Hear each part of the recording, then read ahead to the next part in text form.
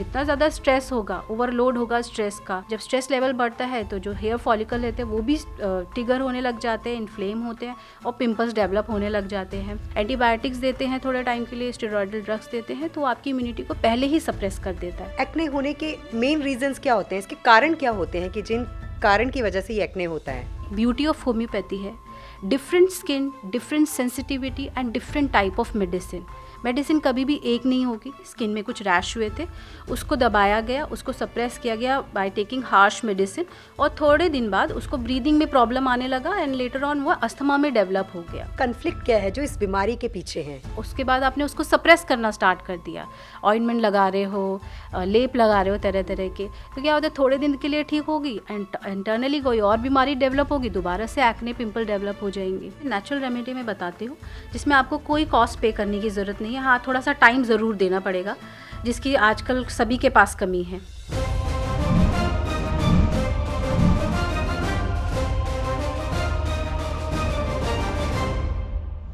Hello and welcome to our show with us में एक बार फिर से आज हमारे स्टूडियो में मौजूद हैं डॉक्टर लीना। डॉक्टर लीना पिछले 15 सालों से क्लासिकल होम्योपैथी प्रैक्टिस कर रही हैं और पिछले 15 सालों में इन्होंने ना जाने कितने इनक्योरेबल पेशेंट्स को ठीक किया है। आज एक बार फिर से हमारी रिक्वेस्ट पर वो अपने प्राइवेट क्लिनिक से टाइम निकाल कर हमारे स्टूडियो में मौजूद हैं, जो आपके डाउट्स को क्लियर करेंगी। Doctor Leena, welcome to our show. नमस्कार। नमस्कार अनु। डॉक्टर लीना, आज हम बात कर रहे हैं स्किन डिजीज़ के ऊपर। स्किन डिजीज़ में हम देखते हैं कि होम्योपैथी में हमें बहुत अच्छा रिजल्ट मिलता है, ऐसा क्यों? अनु, ये बहुत ही अच्छा सवाल आपने पूछा। लोगों के मन में ज़्यादातर धारणा होती है कि होम्योपैथी से स्किन अच्छे से ट्रीट हो जाएगी। एक्चुअल में ऐसा क्या है, ऐसा क्यों उन्होंने विश्वास बना रखा है होम्योपैथी के ऊपर? मैं बिल्कुल मानूंगी इस बात को। इसके पीछे 2 रीज़न हैं। पहला, जब क्रॉनिकली हम स्किन डिसीज़ से बीमार होते हैं, काफ़ी लंबे समय से कोई लोशंस लगा के, ऑइंटमेंट लगा के, डिफरेंट तरह की मेडिसिन्स यूज़ करके, जब एक सिंपल बीमारी को हमने क्रॉनिक बना दिया होता है, बीमारी सप्रेस होती चली जाती है, फर्स्ट लेयर से सेकंड लेयर से अदर डीपर लेयर तक जब चली जाती है, उस टाइम पर रियलाइज़ होता है कि इन सारी दवाइयों से छुटकारा पाने के लिए, और बाकी इनिशियली तो स्किन डिसीज़ थी, धीरे धीरे और भी तरह तरह की बीमारियाँ जब डेवलप हो जाती है, तो मन में ये ख्याल आता है कि इन सारी दवाइयों से छुटकारा पाने के लिए हमें होम्योपैथी में ट्रीटमेंट कराना चाहिए। बिकॉज होम्योपैथी के लिए ये भी माना जाता है कि it is very simple and very effective medicine. उसमें कोई भी केमिकल नहीं होता, और ये भी लगता है हमें कि इससे हमें कोई साइड इफ़ेक्ट नहीं होगा, हमारे लिए अच्छी रहेगी, डिफरेंट तरह की दवाइयाँ नहीं खानी पड़ेगी। और सेकेंडली, जब लोग अपना ट्रीटमेंट करा रहे होते हैं तो उन्हें ये लगता है कि बड़े अच्छे तरीके से, एक बहुत सिंपल वे से, सूदिंग इफेक्ट के साथ जब उनकी स्किन डिसीज़ ठीक होती है तो वो दूसरे लोगों को भी बताते हैं कि हमने वहाँ से ट्रीटमेंट लिया, आप वहाँ जाओ, आप अपनी स्किन का ट्रीटमेंट वहाँ से कराओ। ये बेसिक लोगों के दिमाग में होता है कि हम होम्योपैथी में जाके स्किन का ट्रीटमेंट कराएंगे। अब देखिए, जो स्किन है हमारी, वो सबसे फर्स्ट लेयर है, very first layer, superficial layer and defensive layer होती है। अब कोई भी बीमारी होती है ना, वो एक डायरेक्शन में जाती है, यानी कि सुपरफिशियल लेयर से इनर डीपर लेयर में जाती है, या फिर मैं कहूँगी कि less important organ to main important organ तक चली जाती है। अब ये कैसे जा रही है? अब जब भी कोई स्किन की डिसीज़ होती है, हम हमेशा एक वो होता है कि इसको जल्दी से ठीक कर लो। अब उसको ठीक करने के चक्कर में हम डिफरेंट तरह के स्टेरॉइड्स, डिफरेंट तरह के एंटी इन्फ्लेमेटरी ड्रग्स, एंटीबायोटिक्स ये खाते रहते हैं। काफ़ी लंबे समय तक जब खाते रहते हैं, धीरे धीरे बीमारी सुपरफिशियल लेयर से डीपर लेयर, उससे और डीपर लेयर, और इनर ऑर्गन, जो मोस्ट इम्पॉर्टेंट वाइटल ऑर्गन्स होती हैं, वहाँ पर इफेक्ट डालने लग जाती है। अब देखा जाता है, ये रिसर्चेस कहती हैं, ये हमारे क्लिनिकल एक्सपीरियंस से हमें पता चलता है, जब भी हम स्किन की डिसीज़ को दबा देते हैं, थोड़ी बच्चों के केसेस में भी जब भी कोई स्किन रैश हुआ, कोई डर्मेटाइटिस का केस या सोरियासिस का केस आता है, और हम उसको दबा देते हैं, उसको सप्रेस कर देते हैं किसी भी तरीके से, तो थोड़े दिन में अस्थमा डेवलप हो जाता है। जब हम हिस्ट्री लेते हैं तो हमें पता चलता है, हाँ, फ्यू ईयर बिफोर इसको ये वाली डिसीज़ थी, स्किन में कुछ रैश हुए थे, उसको दबाया गया, उसको सप्रेस किया गया बाय टेकिंग हार्श मेडिसिन, और थोड़े दिन बाद उसको ब्रीदिंग में प्रॉब्लम आने लगा एंड लेटर ऑन वो अस्थमा में डेवलप हो गया। एक्चुअल में स्किन जो होता है, होम्योपैथी, मैंने जैसे पहले भी आपको बताया कि होम्योपैथी कुछ रूल्स, कुछ प्रिंसिपल को हमेशा फॉलो करके दी जाती है। इन क्लासिकल होम्योपैथी में हम इसी तरह से फॉलो करते हैं। होम्योपैथी में जो कोई भी बीमारी होती है वो हमेशा हम कहते हैं कि बीमारी जो है फर्स्ट लेयर से डीपर लेयर में जाती है, और बीमारी बाहर कैसे निकलेगी, बीमारी जो है डीपर लेयर से अपर लेयर की तरफ जाएगी। जब भी हम क्लासिकल होम्योपैथी में प्रिस्क्राइब करते हैं, चाहे हम इनर ऑर्गन्स के लिए, चाहे हम लीवर, किडनी या फिर कोई भी इंटरनल डिरेजमेंट अगर बॉडी के अंदर हो रहा है, उसके लिए जब हम मेडिसिन देते हैं तो हमेशा जो है बीमारी ठीक होने के बाद लेटर ऑन, जब बीमारी ठीक होती चली जाती है और लेटर ऑन स्किन के ऊपर कुछ सिम्टम्स आने लग जाते हैं, और एक बहुत ही अच्छा साइन माना जाता है होम्योपैथी में। इवन पेशेंट्स को नहीं पता होता, हम उनको खुद बताते हैं इस बात को, क्योंकि हमें प्रिंसिपल्स पता है, बट एक विश्वास डेवलप करने के लिए जब पेशेंट्स परेशान होकर हमारे पास आते हैं कि स्किन पे रैश हो गया है, तो हम उसको कहते हैं कि इंटरनल बीमारी आपकी ठीक हुई है, तभी ये रैशेज़ आए हैं, और थोड़े दिन में ये रैशेज़ भी ठीक हो जाएंगे। और मैं कहूँगी बिकॉज स्किन जो है सुपरफिशियल लेयर है, तो इसको ठीक करना भी बहुत ईजी होता है। इवन मैं ये कहूँगी कि नौसिखिए डॉक्टर्स भी होते हैं, वो भी इसको ठीक कर सकते हैं, क्योंकि ये सुपरफिशियल लेयर है। अभी आपके ऊपरी भाग पे जो है बीमारी है।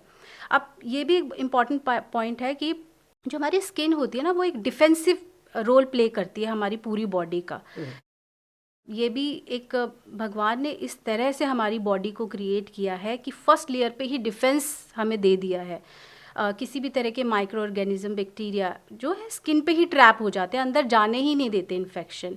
बट ये हमारे ऊपर है कि हम अपनी स्किन की इस प्रोटेक्शन को किस तरह से यूज़ कर रहे हैं, कि हम अपनी बीमारियों के इनिशियली ही दबा देते हैं और दूसरी बीमारी बना लेते हैं। अदर ट्रीटमेंट की अगर बात की जाए तो जैसे हम दूसरा ट्रीटमेंट लेते हैं स्किन को लेकर, तो उसके बाद हमारा वो स्किन की जो प्रॉब्लम है वो ठीक हो जाती है जब तक हम वो दवाइयाँ खा रहे होते हैं। लेकिन हम थोड़े टाइम के बाद देखते हैं कि फिर से वही प्रॉब्लम्स शुरू हो जाती है, चाहे वो एक्ने की प्रॉब्लम हो, पिंपल्स की प्रॉब्लम हो, या फिर और कोई भी प्रॉब्लम हो। ये बात आपने बिल्कुल सही बोली। अगर किसी को कोई बीमारी हुई है तो वो इसका ट्रीटमेंट चाहेगा, कहीं से भी उसको कोई ट्रीटमेंट मिल जाए। अब किसी ने ये बता दिया कि ये लोशन लगा लो, ये ऑइंटमेंट लगा लो, एक्ने के लिए ये कर लो, सोरियासिस के लिए ये कर लो, विटिलिगो के लिए ये कर लो, और उस सबको करने के बाद क्या इफेक्ट आता है। अब ये सब उन्होंने कर तो लिया, उन्हें नहीं पता कि उनकी बीमारी धीरे धीरे जो है सप्रेस होती चली जा रही है। एक्चुअली में जब ये मेडिसिन लेते हैं ना, ये सारी मेडिसिन आपकी इम्यूनिटी को सप्रेस करती है। आपकी वाइटल एनर्जी, आपके जो बॉडी को सही करने वाला मैकेनिज्म होता है जो कि इम्यूनिटी मेंटेन रखती है आपकी बॉडी के अंदर, कि किस तरह से आपकी बॉडी की रिकवरी करनी है, उसको पहले ही दबा दिया जाता है। Because you are taking so many medicine, steroidal drugs ले रहे हैं आप, स्किन में दी जाती है, ये जनरली दी जाती है। एंटीबायोटिक्स देते हैं थोड़े टाइम के लिए, स्टेरॉइडल ड्रग्स देते हैं, तो आपकी इम्यूनिटी को पहले ही सप्रेस कर देता है। तो आपका इंटरनल ऑर्गन्स तो डिस्ट्रॉय होते ही है, और ऊपर से आपको लगता है कि आपकी स्किन ठीक हो गई है। थोड़े दिन के बाद जब लिवर डिसऑर्डर्स हो जाते हैं और किडनी पे इसका इफेक्ट पड़ता है, तब आपको रियलाइज भी नहीं होता। बट कोई लॉजिकल डॉक्टर होगा तो वो आपको बताएगा कि आपने वो वाला ट्रीटमेंट लिया था, उसकी वजह से ये इफेक्ट आया। देखिए, हर एक कॉज के पीछे एक इफेक्ट तो होगा ही, और होम्योपैथी हमेशा कॉज के ऊपर जाते हैं। एक्चुअल में हम कहते हैं ना, रूट कॉज से ठीक कर देंगे। ये कैसे पॉसिबल है, रूट कॉज से कैसे ठीक करेंगे? जब आप किसी डॉक्टर के पास जाएंगे, स्पेशली क्लासिकल होम्योपैथ्स के पास जाएंगे, वो हर डिसीज़ के पीछे कॉज ढूंढते हैं। कॉज का फाइंड करना दो तरह से इम्पॉर्टेंट होता है, पेशेंट के लिए भी और डॉक्टर के लिए भी। डॉक्टर के लिए कैसे इम्पॉर्टेंट है? डॉक्टर जब तक कॉज तक नहीं पहुँचेंगे तब तक उनको एग्जैक्ट दवाई नहीं मिलेगी। दूसरा, उनकी प्रिस्क्रिप्शन को और रिफ़ाइन करने के लिए ये बहुत ज़रूरी है।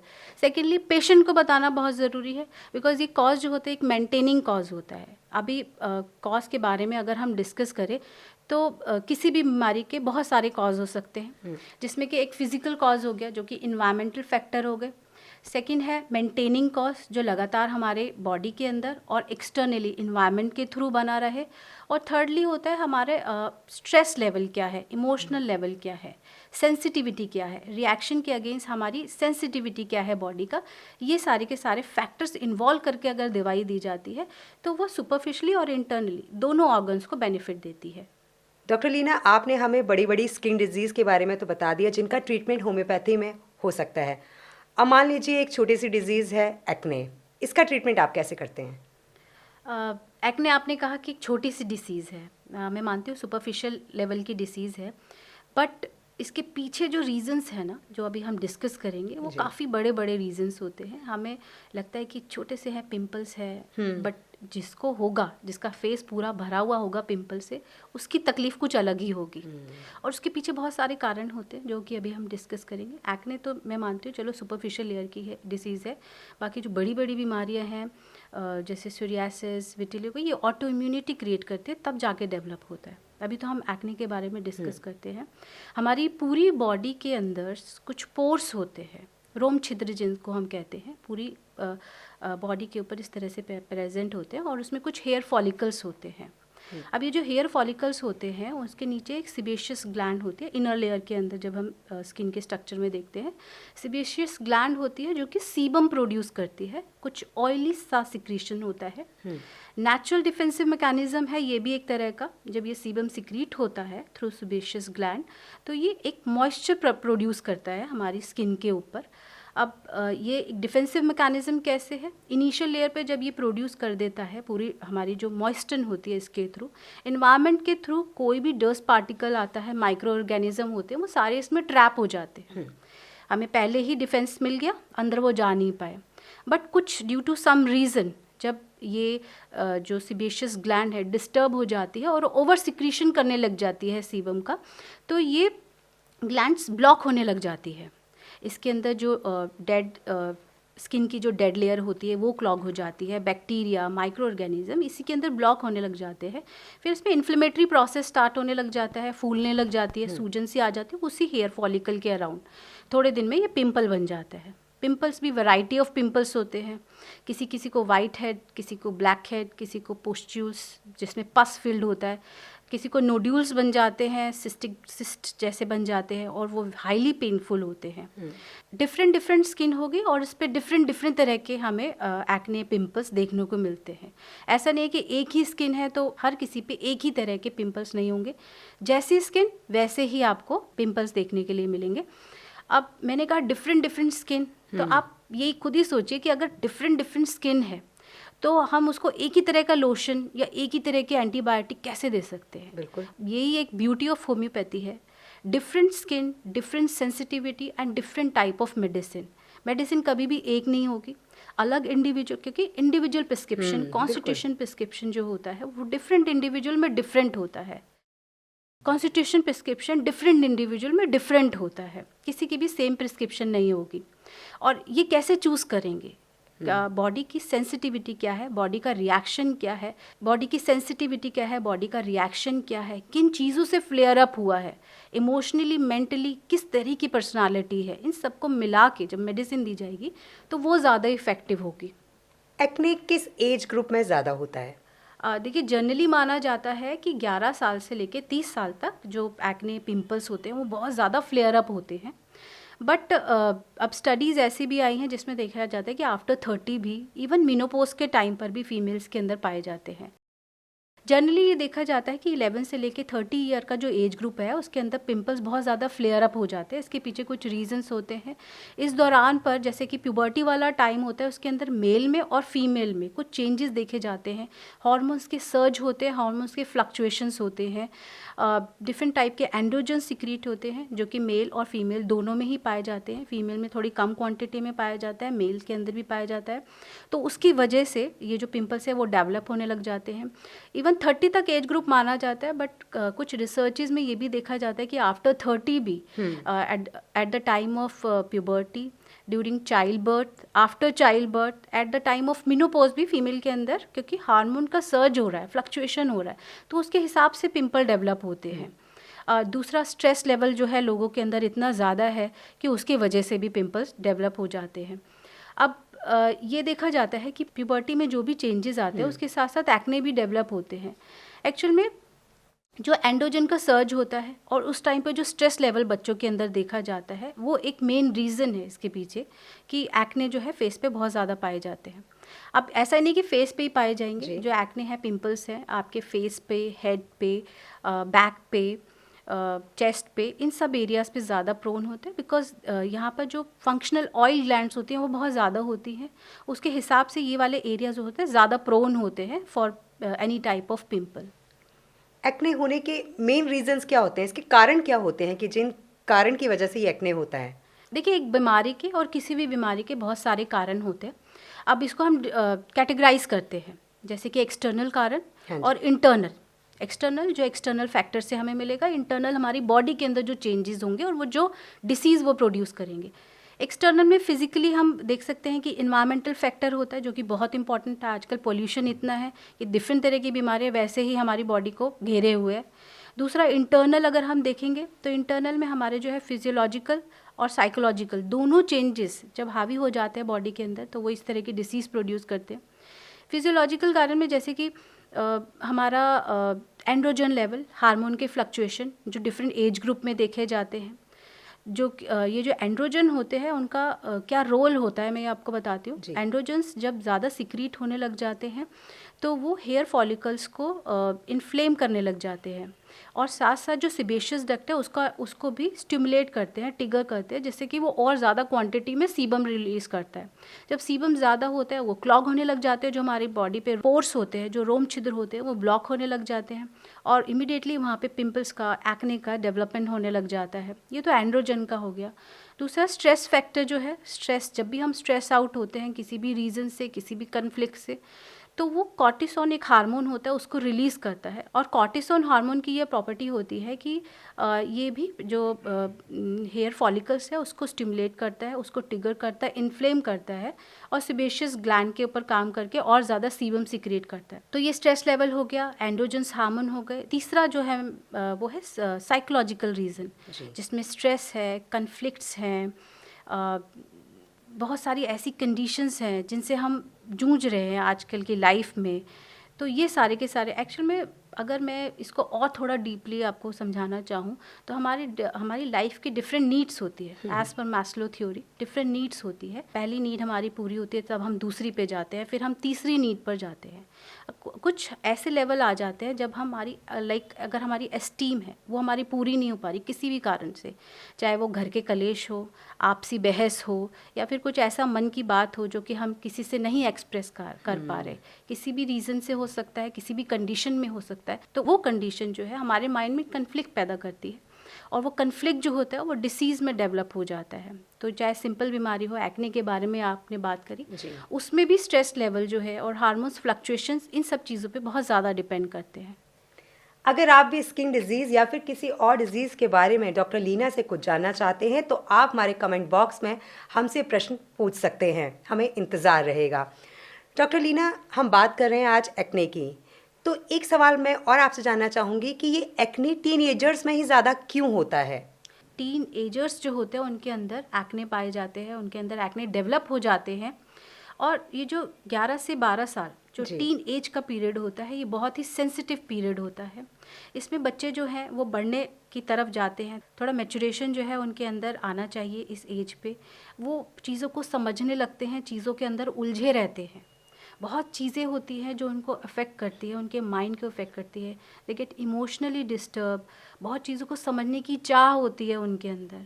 तो ये वाला जो पीरियड होता है ना, इसके अंदर हमें भी, डॉक्टर्स को भी, पेरेंट्स को भी, इवन उनको खुद को भी अपनी हेल्प करनी चाहिए इस मझधार से निकलने के लिए। और ये एक ऐसा पीरियड होता है जिसके अंदर हार्मोन्स का एकदम सर्ज होता है, फ्लक्चुएशन होता है। एंड्रोजन हार्मोन जैसे है, एंड्रोजन हार्मोन की वजह से ये बढ़ते हैं, बने रहते हैं। अब टीनेज में बने एडोलसेंट तक थोड़ा थोड़ा जिनकी स्किन सेंसिटिव होती है, they are more prone to this type of pimple, उनमें ये डेवलप हो जाते हैं और धीरे धीरे ये कम भी होने लग जाते हैं, एडोलसेंट तक बने रहते हैं। एक तो एंड्रोजन हार्मोन हो गया, इसके पीछे की क्यों इन टीनेज में ज़्यादा पाए जाते हैं। दूसरा जो है स्ट्रेस हार्मोन, जो कॉर्टिसोल हार्मोन होता है, उसकी वजह से जैसे जितना ज़्यादा स्ट्रेस होगा, ओवरलोड होगा स्ट्रेस का, उनको 10 चीज़ें सोचनी है, 10 चीज़ों में उनको मिलना घुलना है, ट्राई करनी है 10 चीज़ें, उस सबका स्ट्रेस लेके चलते हैं अपने माइंड पर। तो उसकी वजह से कॉर्टिसोल हार्मोन जो है उसका भी डिस्टर्बेंस होता है। जब स्ट्रेस लेवल बढ़ता है तो जो हेयर फॉलिकल रहते हैं वो भी ट्रिगर होने लग जाते हैं, इन्फ्लेम होते हैं और पिंपल्स डेवलप होने लग जाते हैं। कई तरह के कन्फ्लिक्ट्स में, अब मैंने ये बताया कि हार्मोन्स हैं, हार्मोन्स का फ्लक्चुएशन है, स्ट्रेस फैक्टर है, देयर इज़ एनवायरमेंटल फैक्टर। अब ये सारे के सारे फैक्टर, इससे सुप्रीम क्या है, किसकी वजह से हार्मोन्स में डिस्टर्बेंस आ रहा है, आपके स्ट्रेस लेवल के अंदर जो है वो ज़्यादा या कम हो रहे हैं, ये किसकी वजह से? एक्चुअल में हमारा माइंड, जो हमारी सुप्रीम अथॉरिटी है, जब भी वो किसी कन्फ्लिक्ट में, ज़्यादातर बच्चे जब स्किन डिसऑर्डर से परेशान होते हैं, लाइक एक्ने से परेशान है, तो अटैक कन्फ्लिक्ट या फीलिंग सॉइल वाले कन्फ्लिक्ट्स जो है उनके माइंड में घूमते रहते हैं। इवन उन्हें ये नहीं पता होता कि वो इस कन्फ्लिक्ट के घेरे में है, इससे कैसे निकले, जब उन्हें पता ही नहीं है कि वो इस चीज़ से जूझ रहे हैं तो निकलेंगे कैसे। तो एज अ डॉक्टर ये हमें चाहिए कि हमें उन्हें बताना है कि आपके साथ हो क्या रहा है, आप किस सोच में हो। आप उनके फिजिकली ठीक है, मैं मानती हूँ डिसीज़ को ठीक करना ज़रूरी है, साथ साथ जिस जिस इमोशनल जर्नी से वो जा रहे हैं, जो भी परेशानी है, जो भी स्ट्रेस उनके माइंड में घूम रहा है, उसको दूर करना भी ये हमारा ही काम होता है, डॉक्टर्स का ही काम होता है। क्योंकि अगर वो उस चीज़ से निकल गए, अगर उन्हें पता चल गया कि उनकी डिसीज़ के पीछे रीज़न क्या है, कन्फ्लिक्ट क्या है, अगर उन्होंने वो सॉल्व कर लिया ना, तो डिसीज़ जो एक्सटर्नल आउटकम है, जो डिसीज़ है, वो कम हो जाएगा। डॉक्टर लीना, ये कन्फ्लिक्ट क्या है जो इस बीमारी के पीछे है, इसके बारे में थोड़ा सा डिटेल में आप हमें बताइए। देखिए अनु, मैंने बताया कि स्किन डिसीज़ के पीछे जो होते हैं, जैसे एक्ने के पीछे है ये attack conflict and feeling soil conflict होता है। अटैक कन्फ्लिक्ट मतलब होता है when we are feeling that we are attack by something. अगर फिजिकली अगर हम अटैक करेंगे, हम कुछ चीज़ मारेंगे, ठीक है, चाहे वो फेस पे लगेगी, चाहे वो शोल्डर पे लगेगी, चेस्ट पे लगेगी, हमें लगा हमें कुछ लगा है। अब ये अटैक कैसे, आप मैं इसको कैसे मेंशन करूँगी, जो हमारी सोल पे लगे, हमें खुद फील हो, हमें इंटरनली बुरा लगे कुछ चीज़ों के लिए। जैसे कि अटैक कन्फ्लिक्ट में वर्बल चीज़ें हमें लग जाती है, स्कोल्डिंग हो गया, हमें किसी की कही हुई बातें बुरी लग गई। घर के अंदर अगर पेरेंट्स हमें कुछ समझाते हैं, ज़्यादातर टीनेज में देखा जाता है, हमें सब कुछ बुरा लगता है, सब कुछ गलत लगता है, हमारे अकॉर्डिंग नहीं हो रहा। टीचर्स ने मुझे डांट दिया, मुझे बुरा लगा, घर में मुझे पेरेंट्स ने डांट दिया, मुझे बुरा लगा। अब इससे बच्चे नहीं निकल पाते, उन्हें हर चीज़ का पता है, हर चीज़ का उनके पास सॉल्यूशन है, पर उनके अकॉर्डिंग कुछ नहीं हो पा रहा है। उनको हर चीज़ अटैक लगता है, मेरी इंसल्ट हो गई, मेरे अनुसार ये चीज़ नहीं हुई, डिस्क्रिमिनेशन हो रहा है, मेरे साथ नाइंसाफ़ी हो रही है, स्कूल में हो रही है, फ्रेंड्स मेरे साथ नाइंसाफ़ी कर रहे हैं, पेरेंट्स मेरे साथ ये कर रहे हैं, मुझे बांध के क्यों रखा है, मुझे निकलना है, सब मुझे बोल रहे हैं, मुझे टॉन्ट मार रहे हैं। आज बच्चे आते हैं हमारे पास, कहते हैं हमें बोला जा रहा है, मुझे वो बहुत बच्चों को बर्दाश्त नहीं होती चीज़ें। अच्छा, कुछ एक बच्चों के मन में ये भी आता है, एक आधा पिंपल होने के बाद ही उन्हें लगने लग जाता है कि मेरी ब्यूटी लॉस हो रही है, I am not looking good, मैं इतनी अट्रैक्टिव नहीं हूँ, अब मेरे बॉयफ्रेंड्स नहीं बन पाएंगे। बच्चों के मन में ये फीलिंग रहती है, उसका बॉयफ्रेंड है, मेरा नहीं है, because I am not looking good. इसके पर बेस करके, इस पर्सनालिटी को जज करके भी होम्योपैथी में कॉन्स्टिट्यूशन प्रिस्क्रिप्शन किया जाता है। जैसे कि नाट्य म्यूर वाली पर्सनालिटी होती है, वो हमेशा अपने आप को शीशे में देखेगी, काफ़ी देर तक निहारेगी, उसके बाद बंद कर देगी कि नहीं, मेरे को अच्छा फील नहीं हो रहा, मैं बहुत बुरी दिख रही हूँ। कुछ लोग आके ये भी बोलते हैं कि मैं दिखने में इतनी आकर्षित नहीं हूँ।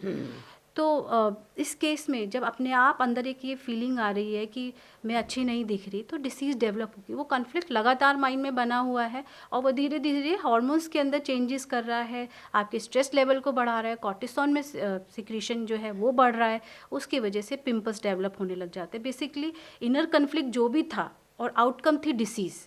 External disease is only the internal disease manifestation.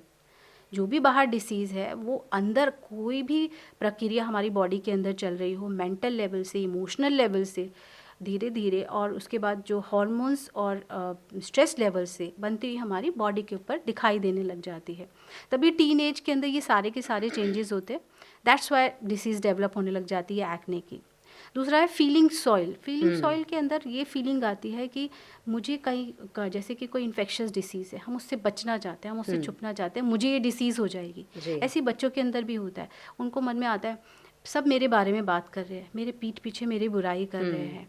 बच्चों में ज़्यादातर ये होता है कि मैं उनके साथ नहीं बात करती, क्योंकि एक इनसिक्योरिटी है उनके मन में कि मेरी जो फेस है वो दिख जाएगा उनको, मैं तो अट्रैक्टिव नहीं हूँ, क्या फीलिंग आएगी उनकी, क्या बातें करेंगे ये मेरे बारे में। तो वो अपने माइंड में जो है एक तरह से धारणाएं बनाते रहते हैं। उसकी वजह से भी डिफरेंट टाइप के हार्मोन्स का सर्ज होता है और एट लास्ट जो है पिंपल्स पहले तो होता है इनिशियल स्टेज में 1-2 है, उसके बाद उस 1-2 को सोचते सोचते और ज़्यादा हैंगिंग कन्फ्लिक्ट हो जाता है और ज़्यादा डेवलप होने लग जाते हैं। बीमारी मतलब एक तरह से एक साइकिल है, आप एक आधा पिंपल आया, आप सोच रहे हो उसके बारे में और ज़्यादा सोचो, इमोशनली डिस्टर्ब हो रहे हो, फिर और ज़्यादा पिंपल बनने लगे और ज़्यादा, उसके बाद आपने उसको सप्रेस करना स्टार्ट कर दिया, ऑइंटमेंट लगा रहे हो, लेप लगा रहे हो तरह तरह के, तो क्या होता है थोड़े दिन के लिए ठीक होगी, इंटरनली कोई और बीमारी डेवलप होगी, दोबारा से एक्ने पिंपल डेवलप हो जाएंगी। अब देखिए, एक केस मैं आपके साथ डिस्कस करती हूँ। एक हमारे पास फीमेल आई थी और इनिशियली टीन एज से ही उसको बहुत सारे पिंपल्स थे, सारे एरियाज़ पे, प्रोन एरियाज़ जो होते हैं, चेस्ट पे, फेस पे, आर्म्स पे। तो काफ़ी लंबे समय से she was taking very harsh medicine, steroidal drugs, ointment, different तरह के लेप, लोशन सभी लगा रही थी और उसने थोड़े दिन में उसको ठीक कर लिया। कैसे ठीक कर लिया? उसने अच्छे से सप्रेस कर लिया अपने जो सारे पिंपल्स थे उनको। और कुछ टाइम बाद जब हमने केस हिस्ट्री लिया, वो हमारे पास विटिलिगो के लिए आई थी, जो कि एक ब्रूटल सेपरेशन कन्फ्लिक्ट होता है। अब उसमें हमने जब हिस्ट्री ली तो हमें पता चला कि शी वॉज इनिशियली, जब उसको पिंपल्स थे, वो अटैक कन्फ्लिक्ट के अंदर थी। और धीरे धीरे जब उसकी शादी हुई तो शादी के बाद भी उसको ये फीलिंग थी कि I am not looking good, मेरा हस्बैंड जो है, मैं इतनी अट्रैक्टिव नहीं हूँ, मेरा हस्बैंड मेरे पे ध्यान नहीं देता, मुझे ज़्यादा अट्रैक्टिव नहीं समझता। तो उसकी वजह से उसके अंदर सेपरेशन कन्फ्लिक्ट भी डेवलप हुआ और लेटर ऑन जब विटिलिगो डेवलप हुआ तो वो ब्रूटल सेपरेशन कन्फ्लिक्ट की वजह से डेवलप हो गया। तो देखिए, आप एक सिंपल सी डिसीज़ ने ड्यू टू कन्फ्लिक्ट की वजह से उसकी लाइफ सारी चेंज कर दी। अगर उसे इनिशियली ये पता चल जाता कि due to this reason, this is the main cause of your disease, आपकी सेंसिटिविटी ऐसी है, आपका रिएक्शन ऐसे आएगा, आप एक्चुअल में ज़्यादातर स्किन डिसीज़ जो है, जो पिंपल्स वगैरह है, ये भी देखा गया है आफ्टर डूइंग प्रैक्टिस और ये सब देखा जाता है कि जो स्किन डिसीज़ है वो ज़्यादातर सेंसिटिव लोगों में, जो स्किन के रैशेज़ हैं, वो ड्राई स्किन, एक्जीमा, डर्मेटाइटिस, ये सेंसिटिव लोगों में ज़्यादा होती है क्योंकि उनको सेपरेशन का डर होता है। जो सेंसिटिव लोग होते हैं ना, उनको बिछड़ने का डर बड़ा लगा रहता है, चाहे वो पेरेंट्स हो, चाहे वो कोई नियर बाय फ्रेंड हो, टीचर्स हो, कोई फेवरेट टीचर हो, तो वो बहुत इमोशनली सेंसिटिव होते हैं। तो सेंसिटाइज लोगों के अंदर जो है स्किन की डिसीज़ ज़्यादातर पाई जाती है। तो ये सारी चीज़ें इंटर रिलेटेड होती हैं। ये सब चीज़ें देख के अगर प्रिस्क्राइब किया जाएगा तो that is more beneficial for the patient. Doctor Leena, जब टीन एज में हमें ये पिंपल्स हो जाते हैं जो हमें बहुत परेशान करते हैं, और हम देखते भी हैं कि बहुत से गर्ल्स या फिर बॉयज़ जो हैं वो कटे कटे से रहते हैं, अपने फ्रेंड्स के साथ नहीं मिलते हैं, उनसे बात नहीं करते हैं, और आपने भी हमें बहुत कुछ इस बारे में बताया है। मैं यहाँ एक बात यहाँ आपसे जानना चाहूँगी कि हम ये देखते हैं कि बहुत से पेरेंट्स ये कहते हैं कि आपको अभी ये एक्ने की प्रॉब्लम है, मैरिज के बाद ये सब कुछ ठीक हो जाएगा, आप चिंता मत कीजिए, ये होता है, सबको होता है। इस बात में कितनी सच्चाई है? अनु, ये जब टीनेज, तो मैंने बताया कि एक बहुत सेंसिटिव पीरियड होता है जब एक्ने डेवलप होंगे, इस तरह के मेंटल चेंजेस, फिजिकल चेंजेस आपकी बॉडी में आएंगे। दूसरा, पेरेंट्स को पूरा सपोर्ट देना चाहिए बच्चे को। किस तरह से? उनको हर चीज़ की लॉजिकल रीजनिंग देके आपके अंदर उनको हर चीज़ के बारे में बताना है। आजकल वैसे बच्चों को बहुत सब चीज़ों के बारे में पता होता है, बट फिर भी अगर पेरेंट्स का सपोर्ट मिलेगा ना, तो उनका जो कॉन्फिडेंस है और ज़्यादा बिल्डअप हो जाएगा। कभी भी आपको नकारना नहीं है, ठीक है? आपको उसको पॉजिटिवली हर चीज़ को बताना है, रीज़न देना है। हार्मोन सर्ज हुआ है आपकी बॉडी में, आपकी बॉडी, ये अच्छी चीज़ है, आपकी बॉडी में डिफरेंट टाइप के, जिस एज में जितने हार्मोन्स निकलने चाहिए वो निकल रहे हैं, वो फ्लक्चुएट हो रहे हैं। ये आपकी इसमें कोई गलती नहीं है कि आपके फेस पे पिंपल आ रहे हैं, ठीक है? इसका ट्रीटमेंट करेंगे। जिस कन्फ्लिक्ट में बच्चा है, जैसे मैंने अटैक और फीलिंग सॉइल कन्फ्लिक्ट आपको बताया, वो वाले कन्फ्लिक्ट अगर उनको बता दिए जाए, जैसे मैंने अभी डिटेल में बताया है कि रीज़न क्या है, एग्जैक्ट रीज़न क्या है डिसबैलेंस होने का, हार्मोन्स का फ्लक्चुएशन होने का, तो ये कहीं ना कहीं थोड़े से उनको हेल्प मिलेगी, बच्चों को भी मिलेगी। तो पेरेंट्स को उनको पूरा सपोर्ट करना चाहिए। दूसरा, ये जो हार्मोन का सर्ज है डिफरेंट एज ग्रुप में, जैसे आप प्यूबर्टी से लेकर जब एडोलसेंट तक जाएंगे तो इसमें धीरे धीरे कमी आने लग जाती है। उसके बाद देखा जाता है कि आफ्टर डिलीवरी, क्योंकि अगर मैं फीमेल की लाइफ को जज करूं तो प्यूबर्टी से लेके मेनोपॉज तक देर इज़ काफ़ी बार उनकी जो लाइफ है उसके अंदर हार्मोन्स के फ्लक्चुएशंस होते रहते हैं। प्यूबर्टी के टाइप पे डिफरेंट हार्मोन, आफ्टर मैरिज भी हार्मोन्स का सर्ज होता है, डिफरेंट हार्मोन एट द जब चाइल्ड बर्थ होता है, जब उस टाइम पे डिफरेंट हार्मोन का सर्ज होता है, and at the time of menopause तब भी डिफरेंट हार्मोन उनकी बॉडी से सीखे। तो उनकी जो पूरी लाइफ जर्नी होती है उसमें डिफरेंट तरह के हार्मोन्स का अप एंड डाउन होता है। और हार्मोन्स बहुत इंपॉर्टेंट है हमारी बॉडी को चलाने के लिए, हमारे मूड्स के लिए, हमारी बॉडी को एनर्जी देने के लिए। एंड आफ्टर डिलीवरी देखा जाता है एंड्रोजन हार्मोन जैसे ही कम होने लग जाते हैं तो पिंपल्स कम हो जाते हैं।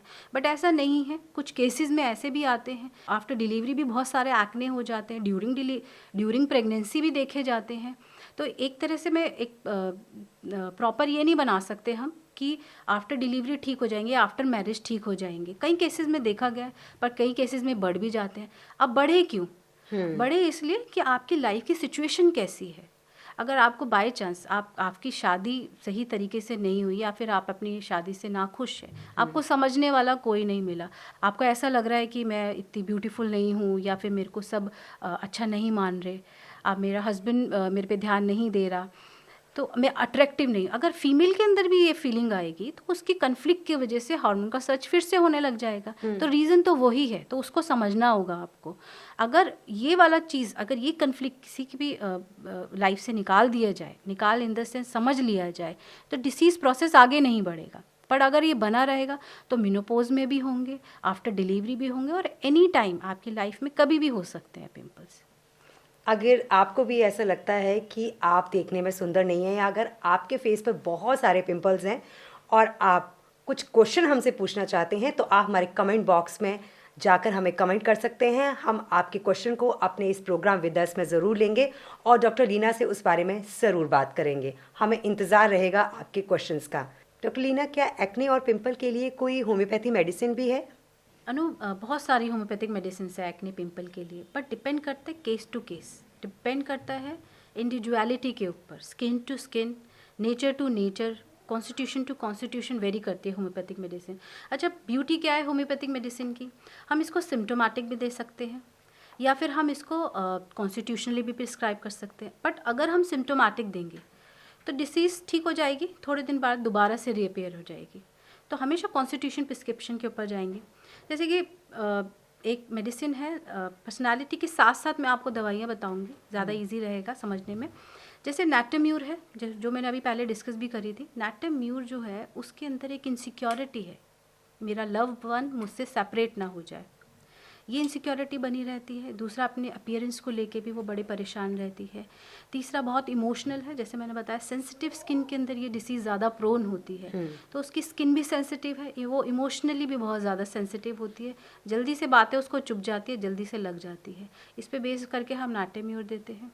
ये मैंने बताया कॉन्स्टिट्यूशन प्रिस्क्रिप्शन। बट अगर इसको मैं सिम्टोमेटिक में देखूंगी तो सिम्टम्स हम ये करके भी दे सकते हैं कि जो कैक्सिक होती हैं फीमेल्स या मेल, जो खाती हैं पर उनको लगता नहीं है, शरीर को बहुत पतले दुबले होते हैं दिखने में, और उनके साथ साथ उनको पिंपल होते हैं, तो इस पे बेस करके हम सिम्टोमेटिक प्रिस्क्रिप्शन भी कर सकते हैं। दूसरा, कैलकेरिया काप एक मेडिसिन होती है, उसके अंदर भी इनसिक्योरिटी है। अब देखिए, इनसिक्योरिटी, इसके अंदर भी इनसिक्योरिटी है, तब हम प्रिस्क्राइब कर सकते हैं कैलकेरिया काप।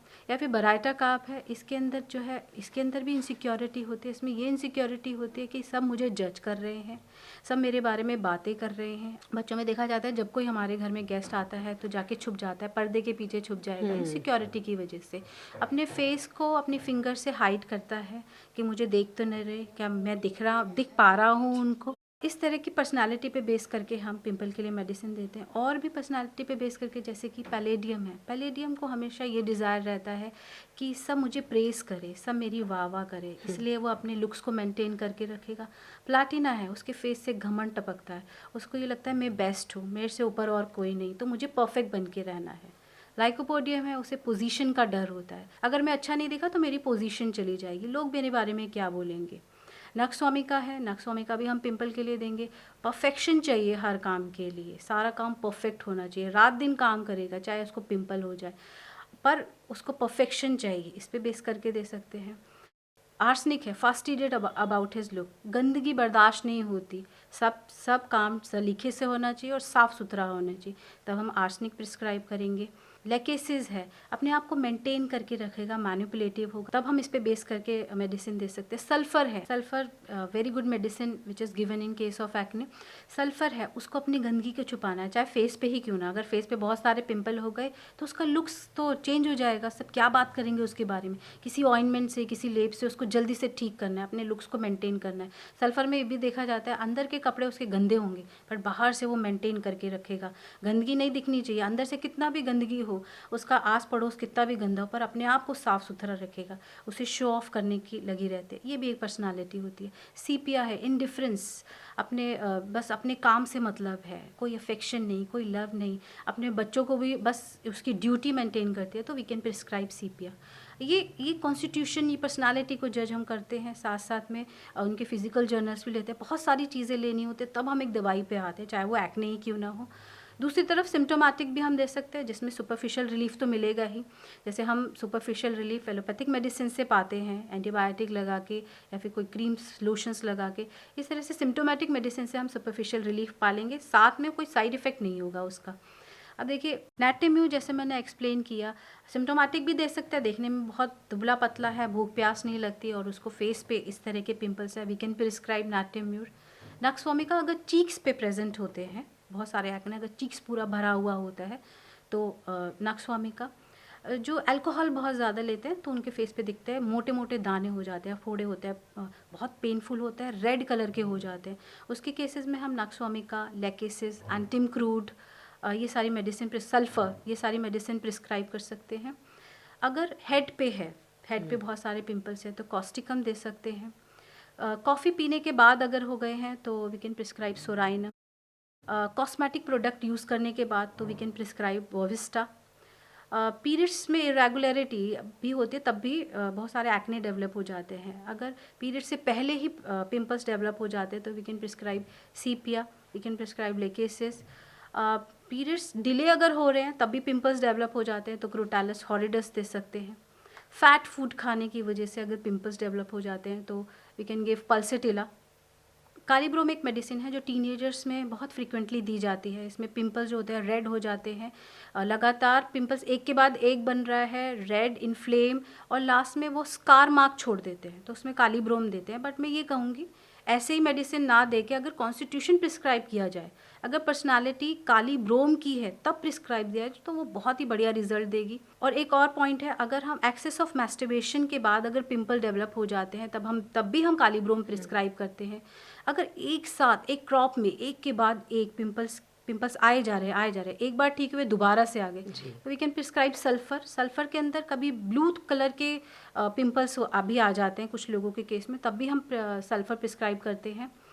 सिलीशिया एक मेडिसिन होती है, उसमें स्किन जो है बिल्कुल अनहेल्दी दिखाई देती है। और एक और इम्पॉर्टेंट पॉइंट होता है, कोई भी इंजरी होती है उसमें सपरेट हो जाती है, पस बनने की टेंडेंसी बहुत होती है सिलीशिया में, तो silicea we can prescribe. Hepar sulph दो तरह से देते हैं हम, लो पोटेंसी में, हाई पोटेंसी में।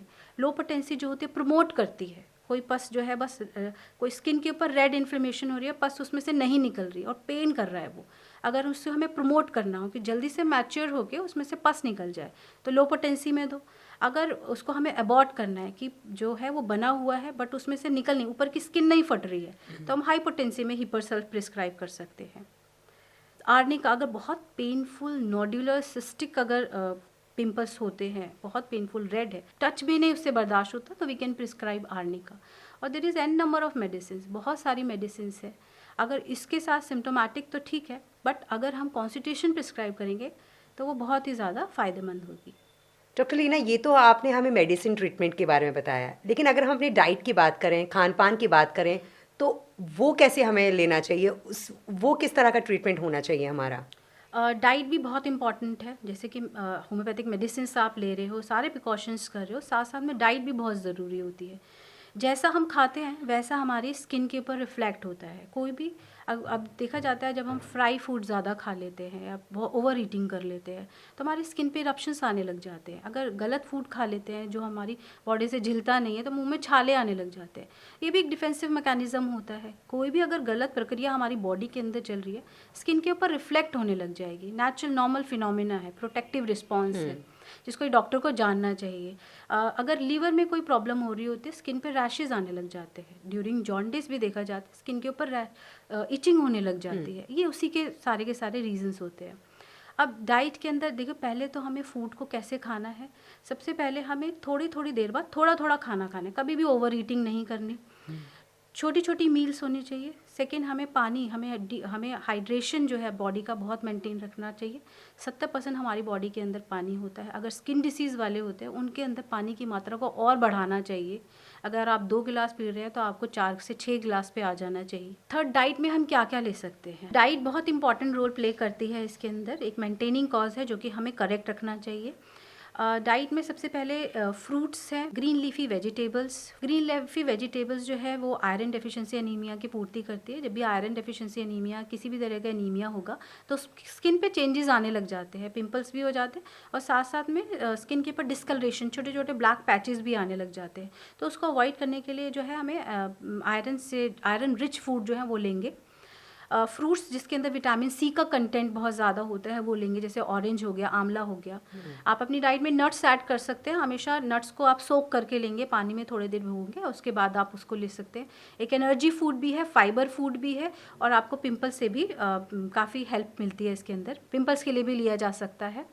कुछ ऐसे फूड होते हैं जैसे एवोकाडो है और ऑलिव ऑयल्स हैं, नट्स हैं, ये आप अपनी डाइट के अंदर ऐड कर सकते हैं।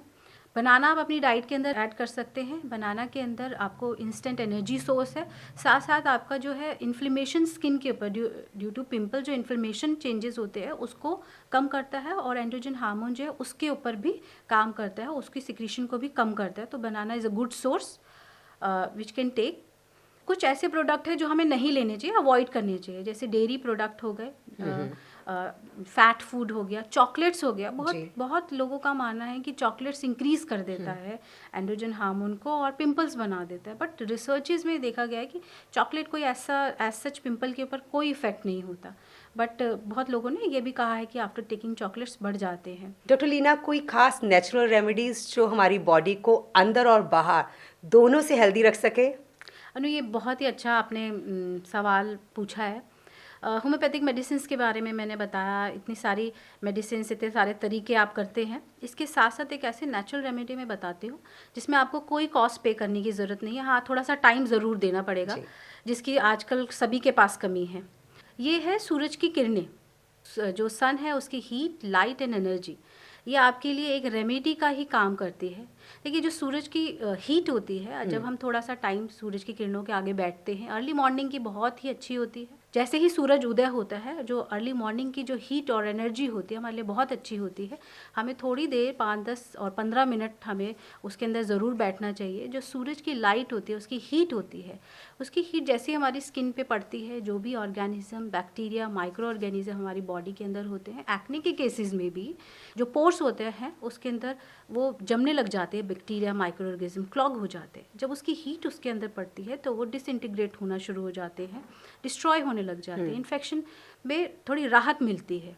उसके बाद उसकी हीट से बाकी के स्किन इन्फेक्शन के अंदर, even psoriasis, vitiligo, other infection के केसेस में भी हमें हमेशा सूरज की जो हीट है वो लगानी चाहिए। सेकेंडली इफेक्ट, ये तो एक्सटर्नली बताया। अब इंटरनली जब हम सूरज की किरणें लेते हैं, महसूस करते हैं, हम एनर्जाइज फील करते हैं। सूरज की जो किरणें हमारी आइज़ के थ्रू हमारे हाइपोथैलेमस पे पड़ती है, and hypothalamus is the supreme authority of our body. Hypothalamus जो होता है हमारी पूरी बॉडी को रेगुलाइज करता है, चाहे वो हार्मोन्स का एक बैलेंस तरीके में सिक्रीशन हो, चाहे वो हमारी बॉडी का टेम्परेचर मेंटेन करता है। अब बॉडी का टेम्परेचर जो है वो एक नॉर्मल टेम्परेचर मेंटेन रखना चाहिए, जो कि हम फीवर के केसेस में भी देखते हैं। जब फीवर हमें आता है, वो हाइपोथैलेमस ही हमारी बॉडी के अंदर टेम्परेचर को बढ़ाता है, जब वायरसेस और बैक्टीरिया का अटैक होता है इनको डिस्ट्रॉय करने के लिए। सेकेंडली, हमारी बॉडी के अंदर कुछ हार्मोन्स सिक्रीशन जो होते हैं वो सन की रेस की वजह से हाइपोथैलेमस सिक्रीट करता है या फिर इसको मेंटेन करके रखता है, जैसे कि मेलाटोनिन है, सीरोटोनिन है, ये 2 हार्मोन्स होते हैं। मेलाटोनिन जो होता है वो स्लीप इंड्यूसर हार्मोन होता है और हमारे सर्कैडियन रिदम जो होता है उसको मेंटेन करके रखता है। मेलाटोनिन, मैंने कहा, स्लीप इंड्यूसर होता है। जिनको इंसोम्निया की शिकायत होती है, सो नहीं पाते रात को, उनको टैबलेट के फॉर्म में दिया जाता है और यहाँ हमें सन से मिल रहा है तो हमें वो ले लेना चाहिए। तो मेलाटोनिन जो होता है वो हमारी, जब हम सन के धूप में बैठते हैं तो हमें नींद आने लग जाती है, हमें सूदिंग इफेक्ट आता है, एनर्जाइज फील होते हैं, तो वो स्लीप को इंड्यूस करता है, हमें रिलैक्स करता है। और दूसरी तरफ सेरोटोनिन जो होता है हमारे मूड्स के अंदर जो चेंजेस होते हैं, जिनको मूड स्विंग्स की शिकायत रहती है ना, उनको उसमें ज़रूर सन हीट लेनी चाहिए, बिकॉज मूड्स के लिए ये सेरोटोनिन हार्मोन हमारे अंदर एक feeling of well being, feeling of happiness, energy हमारे बॉडी को सेरोटोनिन की वजह से ही मिलती है। और तीसरा जो है हमारे मूड्स की जो फ्लक्चुएशंस होता है उसको सेरोटोनिन जो है वो बैलेंस करके रखता है। सिरकैडियन रिदम जो कि सन की वजह से मेंटेन रखता है, जो हाइपोथैलेमस मेंटेन रखता है, सिरकैडियन रिदम होता क्या है? एक्चुअल में हमारी स्लीपिंग साइकिल होती है, नेचुरल जो हमारी बॉडी की स्लीप साइकिल होती है वो सिरकैडियन रिदम मेंटेन करते हैं, हमें कितने बजे उठना है और कितने बजे सोना है। एज पर पुराने टाइम से ये चला आ रहा है, जैसे ही सूर्य उदय होता है हमें उठना होता है और जैसे ही सूर्य अस्त होता है हमें स्लीप करना होता है। This is circadian rhythm. Sleep के लिए बहुत ज़्यादा इंपॉर्टेंट होता है, एक रेगुलराइजेशन को मेंटेन करने के लिए 7 से 8 घंटे की स्लीप, अगर नॉर्मल सिरकैडियन रिदम होगा 7 से 8 घंटे की स्लीप आपकी बॉडी के लिए बहुत ज़रूरी है, किसी भी डिसीज़ के लिए, चाहे वो एक्ने हो, चाहे वो कोई भी सीवियर से सीवियर बीमारी हो। अगर आप स्लीप नहीं लेंगे तो आपकी बॉडी के अंदर जो डिफरेंट हीलिंग मैकेनिज़म्स होते हैं वो नहीं होंगे, डिसीज़ जल्दी से हील नहीं होगी, हमें रिलैक्स नहीं मिलेगा, हम अपने काम पे अच्छे से नहीं जा पाएंगे। तो ये सारी की सारी चीज़ें हमें सन से मिलती है, which is one of the, मैं कहूँगी एक सुप्रीम नेचुरल रेमेडी है जो हम सबको यूटिलाइज करना चाहिए। तो अगर फ्रेंड्स आप भी चाहते हैं कि हम किसी और डिज़ीज़ के बारे में डॉक्टर लीना से बात करें, आप उस बारे में और इन्फॉर्मेशन लेना चाहते हैं, तो आप कमेंट बॉक्स में जाकर हमें कमेंट कर सकते हैं, या फिर इस समय अगर आपको लगता है कि कोई डिज़ीज़ है जो आपको परेशान कर रही है, आपको उसका ट्रीटमेंट नहीं मिल रहा है, तो एक बार हमें कमेंट बॉक्स में अपना क्वेश्चन ज़रूर लिखें, आपको हम आंसर ज़रूर देंगे और देखिए आपको रिलीफ ज़रूर मिलेगा। Doctor Leena, thank you so much कि आपने इतना कीमती वक्त हमें दिया, आपने अपना टाइम हमारे लिए निकाला, हमारे ऑडियंस के लिए निकाला। ऐसी और भी बहुत सी बातें हमें आपसे करने को मिलेंगी, बहुत कुछ हम आपसे जानेंगे होम्योपैथी के बारे में। बहुत बहुत शुक्रिया, thank you so much. Thank you.